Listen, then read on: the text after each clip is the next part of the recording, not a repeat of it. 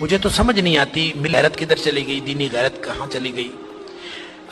ہم پتہ نہیں زندہ ہیں، ہمارا زندہ رہنا جرم ہے اگر ہم ان کی مدد نہیں کر سکتے۔ ایسی کوئی بے حس اور بے غیرت قوم بھی کبھی ہوئی ہوگی؟ ہم نے تاریخ میں بے غیرتی کی بڑی داستانیں سنی ہیں۔ اللہ تعالیٰ قرآن میں فرماتا ہے وَمَا لَكُمْ لَا تُقَاتِلُونَ فِي سَبِيلِ اللَّهِ، اب تمہیں کیا موت پڑ گئی ہے، اب کیوں نہیں لڑتے تم اللہ کے راستے میں؟ وَالْمُسْتَضْعَفِينَ مِنَ الرِّجَالِ وَالنِّسَاءِ وَالْوِلْدَانِ الَّذِينَ يَقُولُونَ رَبَّنَا أَخْرِجْنَا مِنْ هَذِهِ الْقَرْيَةِ ظَالِمِ أَهْلُهَا۔ پوری دنیا پر ظلم کی داستانیں ساری دنیا دیکھ رہی ہے۔ مسجد اقصیٰ کو آگ لگا دی گئی ہے، ہماری بچیوں کو، بہنوں کو، بیٹیوں کو وہ اپنے گھٹنے کے نیچے لے کے بیٹھے ہوئے ہیں، تصویریں سوشل میڈیا پر شیئر ہو رہی ہیں، بچے چھوٹے چھوٹے قتل کیے جا رہے ہیں، کسی کو غیرت نہیں آ رہی۔ مجھے تو یوں لگتا ہے یہ ہماری نمازیں، ہمارے سجدے کیسے قبول ہوں گے؟ ہم جو مجرم ہیں جو آرام سے بیٹھے رہیں، کیا کریں؟ بے بسی کی انتہا ہے۔ میرا دل یہ کر رہا تھا کہ میں پاکستان کے جو حکمران ہیں، اگر 58 اسلامی ملکوں کے حکمرانوں کو تو ہم کچھ نہیں کہہ سکتے، اپنے ملک کو حکمرانوں کو تو کچھ کہہ سکتے ہیں کہ حکمرانوں اور فوج کے سپہ سالاروں، اگر تم ان کی مدد کر سکتے ہو تو کرو، ذمہ داری تو تمہاری ہے۔ نہیں کر سکتے نا تو ہمیں ایک جہاز میں بھر کے وہاں بھیج دو، کم از کم ہم عزت کی موت ماری جائیں، کم از کم جا کے ہم وہاں پہ ان کے ساتھ شہید ہو جائیں، اللہ کو قیامت کے دن ہم اور نبی کریم صلی اللہ علیہ وسلم کو چہرہ دکھانے کے تو قابل ہوں کہ اللہ ہمیں غیرت تھی، ہمارے اندر کو ملی اور دینی غیرت تھی۔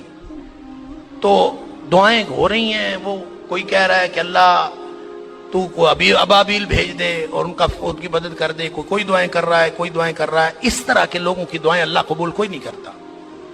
دعاؤں کے لیے بھی غیرت کی ضرورت ہے، آپ پہلے قدم اٹھائیں پھر اللہ سے دعا کریں۔ وہ بیچارے ساری ساری رات وہ لڑتے ہیں ان کے سامنے، دعا تو ان کی ہے، اور اللہ نے یہ آزمائش میں سمجھتا ہوں ان کی نہیں ہے، وہ تو جنتی ہیں، وہ تو انشاءاللہ بخشے ہوئے ہیں۔ آزمائش یہ باقی ساری دنیا کی ہے، ہم ان کی وجہ سے مجرم بن رہے ہیں، اللہ تعالیٰ معاف فرمائے۔ تو یہ جب قاری صاحب پڑھ رہے تھے تو مجھے خیال آ رہا تھا کہ اللہ ان بیچاروں کے پاس طاقت نہیں ہے، وہ پتھر اکٹھے کر کے بیٹھے ہیں، توپوں بندوقوں کا مقابلہ پتھروں سے کیسے ہوگا؟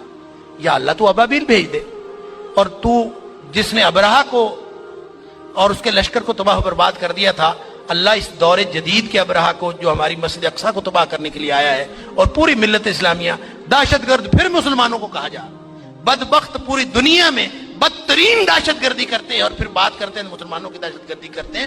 میں تو سمجھتا ہوں پورے 58 اسلامی ملکوں کو اعلان جنگ کر دینا چاہیے، لڑتے لڑتے مر جانا چاہیے، اس زندگی سے وہ موت بہتر ہے۔ ہم نے کیا کیا ہوا ہے؟